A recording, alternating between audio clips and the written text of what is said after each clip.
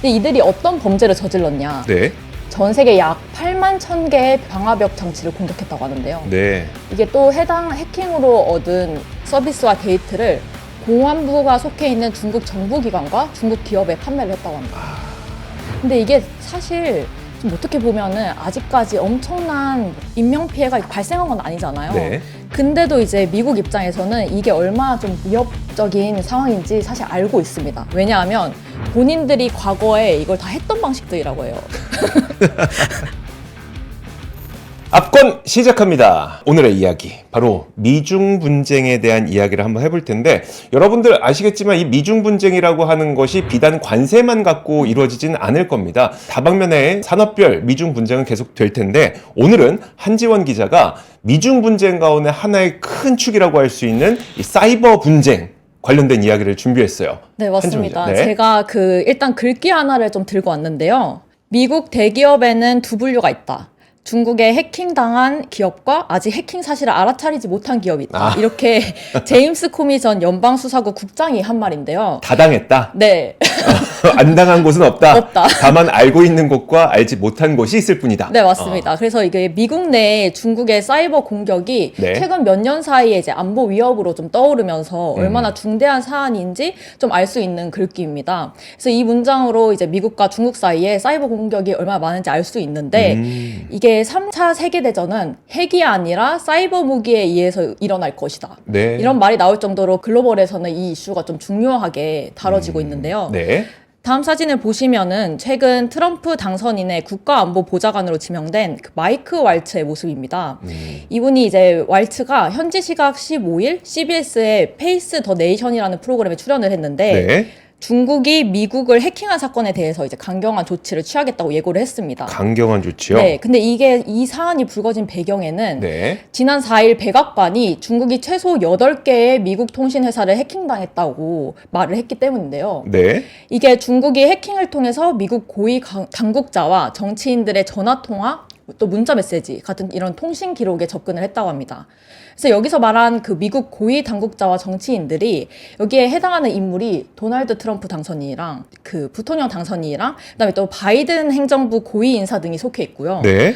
여기에 이제 왈츠 당선인은 완전히 용납할 수 없는 일이고 또 훨씬 더 강력한 입장을 취해야 된다는 이런 스탠스를 말하면서 해킹과 관련해서 이제 중국과 좀 강경한 조치를 취해야 된다고 이제 선포를 한 겁니다. 중국이 그러니까 미국에 있는 통신회사 8개를 해킹한 것으로 네. 의혹이 있고, 네네네. 그리고 그러면 왜 해킹했느냐, 누굴 위해서 해킹했느냐를 네. 살펴보면은 트럼프 당선인이라든지 부통령 당선인 네. 벤스, 네. 그리고 바이든을 비롯한 그 정부 요직에 있는 주요 인물들을 도청을 하려고 네. 했던 건지, 네. 아니면 뭘 하려고 했던 건지 모르겠지만, 네. 그들을 해킹하기 위해서 했다. 네, 맞습니다. 트럼프도 당했다는 거네요? 그렇죠. 어.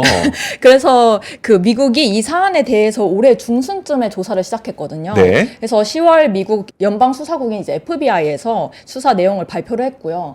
FBI는 조사망에 3개의 사이버 스파이 활동 조직이 잡혔다고 해요. 네. 이게 볼트 타이푼, 솔트 타이푼, 플렉스 타이푼이라고 이 3개 조직인데, 현재 미국에선 이런 위협 요인을 제거하거나 피해를 복구 중이라고 이제 밝혔습니다.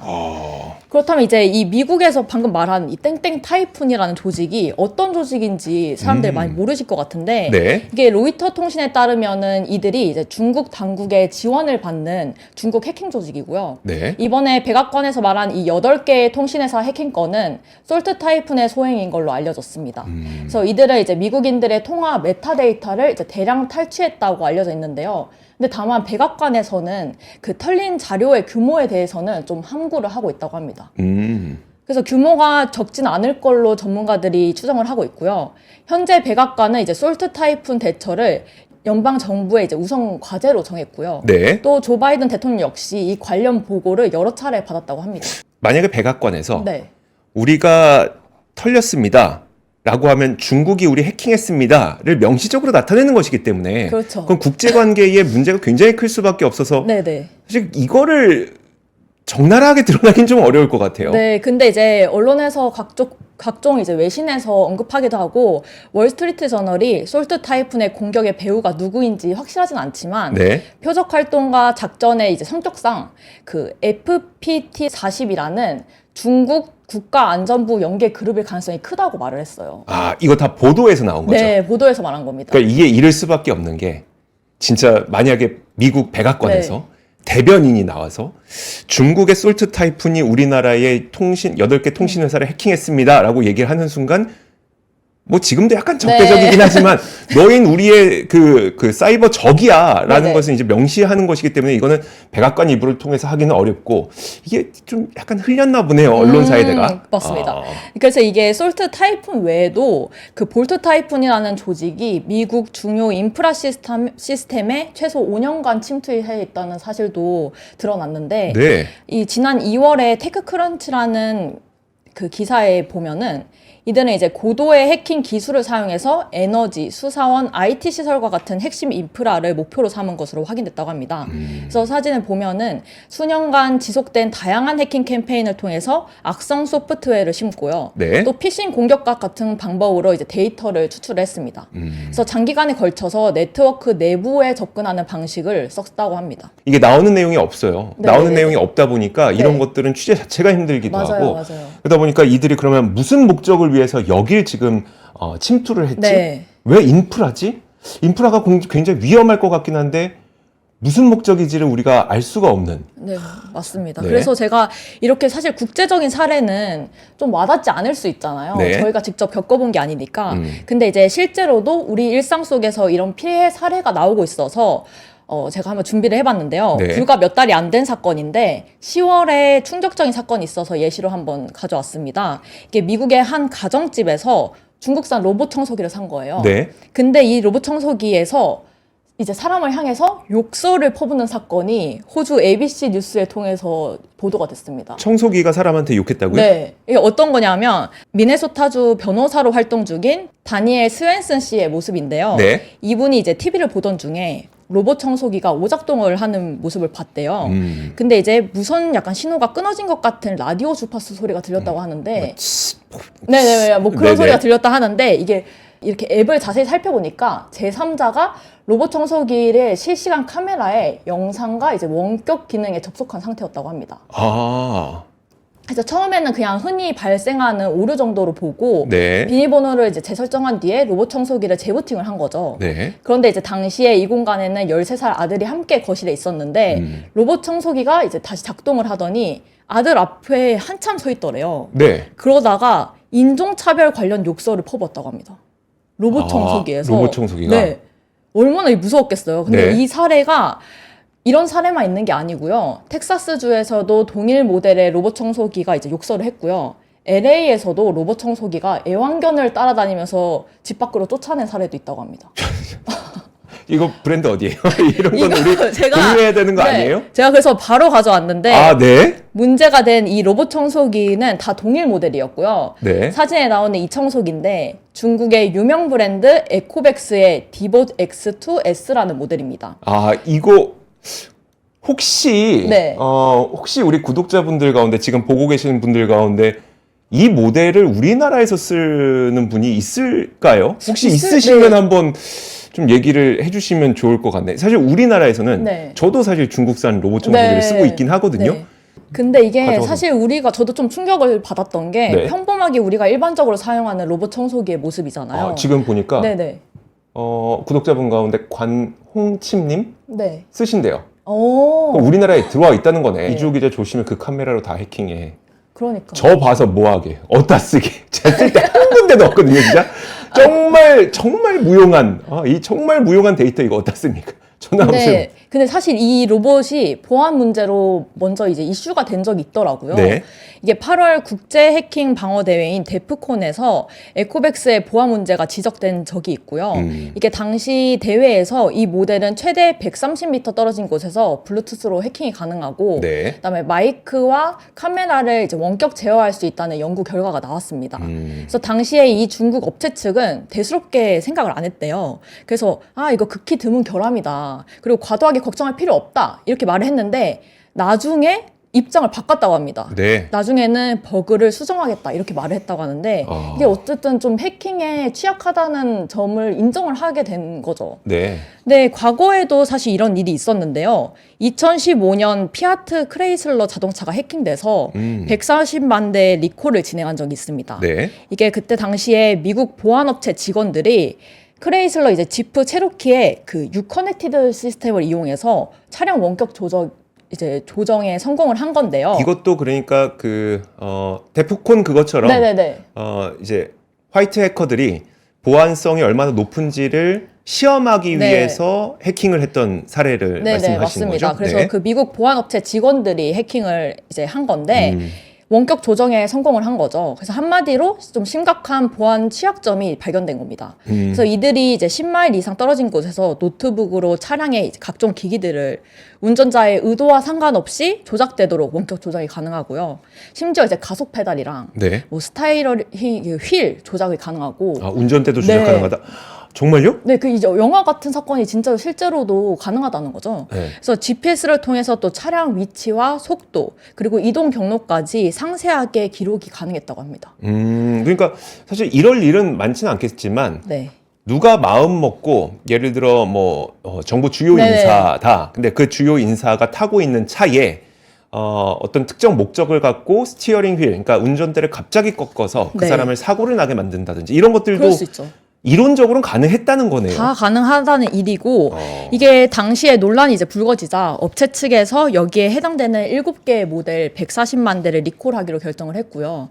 그리고 해킹 방지를 위해서 소프트웨어를 좀 업그레이드하는 이런 조치를 취했습니다. 네. 근데 사실 두 사건은 그 피해가 더 커기 전에 막은 사건이잖아요. 근데 말씀하셨던 것처럼 보안이 중요한 뭐 정치인이나 기업가들의 로봇 청소기 아니면은 뭐 차량에서 이런 일이 벌어졌다고 생각을 해보세요. 네. 그러면 이제 국가 차원에서도 굉장히 심각한 안보로 다가올 수 있다는 겁니다. 사실 우리가 그 차량 아니면 로봇 청소기 이게 우리가 실생활에서 접할 수 있는 사례다 보니까 네. 이게 좀 자극적으로 우리에게 다가왔던 거지.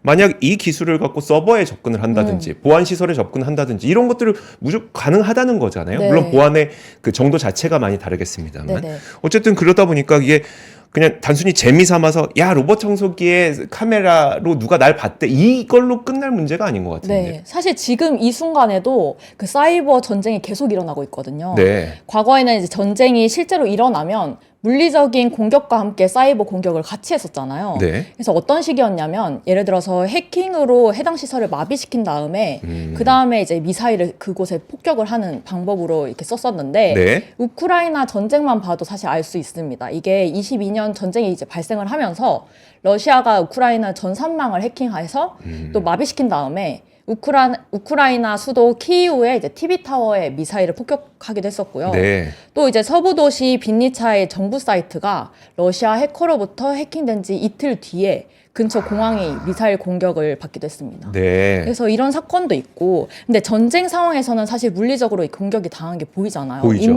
인명 피해도 있고. 네. 그런데 이제 만약에 물리적인 공격이 없이 이번처럼 해커들이 정보만 가져갔고, 그리고 아직까지 어디서 어떻게 피해가 나타나는지 모른다. 네. 이렇다면은 아직 결과가 나타난 게 아니다 보니까 조금 처벌에 대한 규정이 애매한 부분이 있습니다. 그래서 사실 한국의 경우에도 지금 전쟁 중인 상황은 아니잖아요. 네. 근데 이제 하루에 사이버 위협만 162만 건이라고 합니다. 하루요? 하루에 162만 하루에 건이요? 162만 건이라고 합니다. 이게 개인한테도 많이 일어나지만 금융회사나 국가기관으로 이제 대상으로 이제 해킹 위협이 가해진 횟수만 162만 건이라고 합니다. 네. 그래서 사실 이런 위협에 대한 조치를 좀 빨리 취하기 위해서 맨 처음에 말씀드렸던 그 왈츠 국가안보보좌관 당선인 있잖아요. 그분이 이제 이 사안에 대해서 더 큰 대가를 부과해야 한다 이렇게 말을 한 겁니다. 알겠습니다. 사실 우리가 영화 혹시 이미테이션 게임 기억나세요? 네네. 그러니까 실화를 바탕으로 네. 했기 때문에 역사적 사실이 좀 담겨 있다는 가정하에 이야기를 한번 해보면 네. 그때 이제 그 소련의 이니그마 암호기를 해독을 네네네. 하잖아요.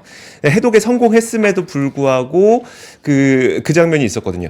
해독에 성공을 했어요. 그러면 어디에 공격이 일어날지 알아요. 그러면 그 공격이 일어난 곳에서 그 아군이 사상자가 얼마나 발생할지도 예측이 돼. 그럼에도 불구하고 우리가 해독했다는 것을 사실 숨길 수밖에 없는. 네네. 그게 되게 위험한 게 뭐냐면 결국 내가 너희를 정보를 해킹했어를 알게 되면 사실 그렇게 문제는 안 될 것 같아요. 다만 내가 너를 해킹을 했는데 어떤 정보를 가져갔는지 상대방이 모를 때가 가장 두려운 거잖아요. 아, 그렇죠. 그것이 지금 사이버 전쟁의 가장 큰 두려움이 아닐까 싶어요. 그러니까 지금 뭐 8개 통신 회사를 해킹을 해서 누군가의 정보를 빼갔는데 무슨 정보를 빼갔는지 모르는 이 상황. 맞아요. 이 상황이 더 두려운 거 아닙니까? 맞습니다. 로보락이 내 네네. 사진을 갖고 있는지 난 모르겠어. 정말 갖고 있을 무용하지만 수도 있습니다. 혹시 몰라요. 그게 더 알몸 두렵네요. 사진이 네. 어디서 이제 누가 갖고 있을 수도 있죠. 그거 소장이. 퍼져봐야 사람들 기분만 나쁘고 끝날 거예요. 기분만 나쁘고 끝날 건데 네. 어쨌든 이제 가장 보안에서 중요한 거는 상대방이 나의 무슨 정보를 갖고 있는지 모른다는 그 두려움이 더 큰 것 같아요. 네, 맞습니다. 그래서 덧붙여서 이제 현재 그 미국 FBI가 중국 해커에 대해 143억 원의 현상금을 내걸기도 했는데요. 이게 FBI의 홈페이지 모습인데 미국 재무부 산하에 있는 해외 자산 통제국은 그 중국 사이버 보안 기업 스촨 사일런스 회사 소속인 이제 해커인 이 관템평 씨에 대한 제재를 내리기도 했습니다. 네. 근데 이제 제재에 따라서 이 업체와 이 사람의 이제 미국 내 자산은 동결되고 모든 거래가 차단이 되는데요. 근데 이들이 어떤 범죄를 저질렀냐? 네. 이게 사이버 보안 회사 소포스라는 회사가 있습니다. 소포스라는 회사가 있는데 이게 영국에 본사를 뒀는데 이들이 여기다가 이제 판매한 방화벽에 취약점이 있다는 사실을 이용해서 20년도 4월에 전 세계 약 8만 1,000개의 방화벽 장치를 공격했다고 하는데요. 네. 이게 또 해당 해킹으로 얻은 서비스와 데이터를 공안부가 속해 있는 중국 정부기관과 중국 기업에 판매를 했다고 합니다. 그래서 미국 재무부는 이들의 이제 사용자 이름과 비밀번호를 포함한 데이터를 훔치고 또 컴퓨터 악성 소프트웨어로 감염시켰다고 밝혔고요. 네. 이 소프트웨어를 또 암호화시켜서 기업 네트워크를 마비시키는 랜섬웨어를 배포하는 데 사용됐다고 합니다. 그래서 이렇게 뚫린 병화벽 중 이제 23,000개는 미국 기업이었다고 하네요. 그래서 네. 이제 그중 36개는 중요 인프라 기업의 시스템을 보호하고 있고요. 실제로 한 미국 에너지 기업이 그 해킹 피해가 있었을 당시에 시추 작업을 활발하게 진행 중이었대요. 네. 근데 이때 석유 굴착 장치가 오작동이 있었다 하는데 심각한 인명 피해로도 이어질 수 있는 사안이었다고 합니다. 그래서 이렇게 굉장히 큰 사건이었기 때문에 해킹 활동과 관련된 정보를 제공하는 사람들에게 이렇게 143억 원의 포상금을 준다고 이제 밝힌 거죠. 아, 단순히 석유 굴착 장치를 네. 해킹한 것이 문제가 될 수도 있겠지만 그 네. 이상으로 그렇죠. 만약에 그 해킹을 통해서 석유 굴착 장치가 오작동을 일으켜서 인명 피해까지 났을 네네. 수도 있는 상황이니까 네. 아, 그래서 이제 미국에서는 현재 FBI가 굉장히 많은 금액을 현상금으로 내걸고 해커들의 신고를 받고 있다는 얘기군요. 네네, 맞습니다. 근데 이게 사실 좀 어떻게 보면은 아직까지 엄청난 뭐 인명 피해가 발생한 건 아니잖아요. 네. 근데도 이제 미국 입장에서는 이게 얼마나 좀 위협적인 상황인지 사실 알고 있습니다. 왜냐하면 본인들이 과거에 이걸 다 했던 방식들이라고 해요. 저 이거 그 수능 선배한테 취재하면서 들었던 얘기거든요. 네. 근데 이게 한때 북한이 미국을 향해서 해커 왕국이라고 비난을 할 정도로 미국이 정말 많이 했던 수법이라고 합니다. 네. 그래서 처음 우크라이나 러시아 전쟁이 일어났을 때도 미국과 나토 국가들이 러시아를 향해서 사이버 공격을 엄청나게 했다고 합니다. 네. 그래서 이처럼 우리가 좀 단순히 생각하고 있는 이런 보안 문제가 아니라 국가 안보 위협까지 확대가 돼 있다는 겁니다. 그래서 사이버 세상에는 솔직히 국경이 없잖아요. 네. 그래서 이게 국경을 넘어서 미사일이나 무기로 공격을 하면 전쟁인 걸 누가 봐도 아는데 이게 어디서 공격되는지도 모르다 보니까 더 위험하다는 겁니다. 알겠습니다. 이게 네. 미국에서도 예전에 이제 다른 국가들을 네. 상대로 했던 것들이다. 아, 네, 알겠습니다. 그래서 이제 전 세계적으로 이제 사이버 공격이 늘어나면서 성장성이 보장되는 산업들이 있잖아요. 네. 이게 바로 사이버 보안 업체들입니다. 그래서 지금 포춘 비즈니스 인사이트에 따르면 2023년 7,320억 달러, 하나로 약 239조 정도의 수준인 그 이제 글로벌 사이버 보안 시장이 2032년에는 한 589조로 한 2.5배 정도 확대될 전망이라고 합니다. 네. 특히 이제 올해 7월에 마이크로소프트발 IT 대란이 있었잖아요. 기억나요? 네네, 이때 네. 기억나시죠? 그 사이버 보안 분야의 이제 대표 기업으로 크라우드 스트라이크가 이제 소프트웨어 업데이트를 하는 과정에서 좀 윈도우 운영 체제랑 충돌이 발생해서 기기랑 서버가 850만 대 네. 영향을 받았다고 하는데요. 이때 이 사이버 정전이 미국과 유럽, 인도, 호주 같은 곳에서 영향을 미치면서 항공기 운항이 멈췄었습니다. 그래서 네. 이때 델타 항공이랑 지금 이 크라우드 스트라이크랑 이제 소송이 진행 중인데 어쨌든 이 통신이나 금융 서비스에도 문제가 생겼고요. 다행히 우리나라에서는 그 10개 기업 안쪽으로 그 문제가 있었다고 하는데 네. 피해가 적었다고 합니다. 근데 이제 우리가 이 사건을 통해서 안 사실은 특정 기업의 소프트웨어 하나만 공격당해도 전 세계가 멈출 수 있다. 우리는 지금 전 세계에서 아마존 웹 서비스 네. AWS, 마이크로소프트의 애저, 구글의 구글 그 클라우드, 네. 그냥 거의 전 세계 모든 기업들이 이 세 개의 그 클라우드 서비스를 사용하고 있으니 맞아요. 이 중 하나만 터진다고 하더라도 전 세계에 있는 수백 개, 수천 개의 기업들이 갑자기 운영이 중단되는 사태가 벌어질 네, 수 있는 맞습니다. 거잖아요. 그래서 당시에 이제 김승혁 키움증권 연구원이 사이버 보안 필요성을 피부로 느끼게 된 이벤트다. 그래서 이때 사이버 보안 회사가 문제를 일으키는 대형 사고였잖아요. 네. 그럼에도 불구하고 당사자인 크라우드 스트라이크만 주가가 당일날 한 11% 하락했습니다. 그걸 제외하고 대부분의 사이버 보안 기업 주가가 오히려 올라갔습니다. 네.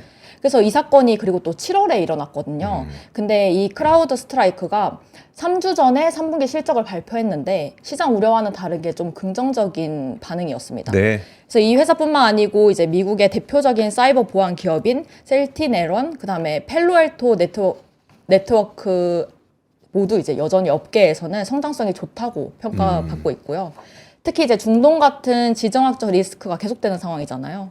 그래서 물리적인 전쟁으로 이제 유혈 사태가 벌어지는 것보다 대규모 사이버 공격으로 이제 국가의 교통이나 통신망을 마비시키는 일이 사람이 또 덜 다치는 일이기도 합니다.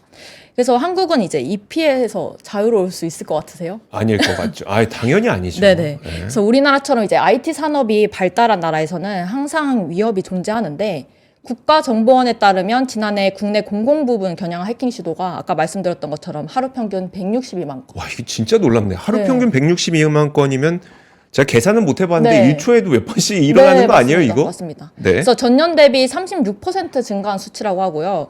이게 또 국내 보안업체 SK 실더스에 따르면 올 상반기 랜섬웨어 공격으로 인한 피해 비용이 평균 150만 달러, 하나로 약 20억 원에 달한다고 합니다. 상반기에만 네, 120억. 상반기에만. 네. 네, 그래서 이렇게 보면은 그 정보보안 시장 규모가 커지면서 국내 기업들도 선도업체의 경쟁이 좀 치열해지고 있는데요. 물론 아직까지 국내 기업들이 그 미국만큼 큰 규모는 아닙니다. 그래서 현재 국내 보안 업체들 대부분 수출이 아닌 내수 시장에서 돈을 벌어들이고 있고요. 네. 앞서 말했던 이제 크라우드 스트라이크랑 그 펠로알토 네트워크스 시총이 124조, 180조 정도인데 우리나라 대표 업체 뭐 라운시큐어나 이글루가 뭐 1,160억, 네. 600억.